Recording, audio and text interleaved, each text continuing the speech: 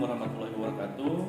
Saya Dr. Wipasa selaku Kepala Puskesmas Rawat Inap Pragunan ingin memberikan sedikit komentar tentang rancangan apresiasi dari Dr. Thomas yang berjudul tentang pemahaman etika batuk yang baik dan benar bagi pengunjung puskesmas. Semenjak diterapkannya pemahaman etika batuk yang baik dan benar ini diterapkan di puskesmas, alhamdulillah terdapat perbedaan dari angka kunjungan pasien yang mengalami penyakit menular. Dalam hal ini itu ispa. Jadi di sini terdapat perbedaan yang sangat baik dari data kami bahwa semakin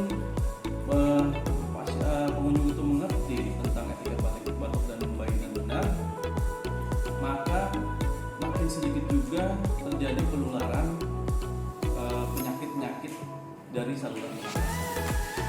Dan kami berharap untuk hal seperti ini akan dapat dijaga dan apabila perlu semakin ditingkatkan. Sekali lagi, alhamdulillah saya ucapkan terima kasih kepada Dr. Thomas yang mempunyai inovasi tersebut sehingga dapat membantu masyarakat khususnya wilayah Puskesmas Pragunan semakin sehat. Terima kasih. Assalamualaikum warahmatullahi wabarakatuh. Waalaikumsalam. Dengan adanya sosialisasi etika batuk, saya lebih paham tentang penerapan etika batuk untuk mencegah penyakit di Puskesmas Pragunan.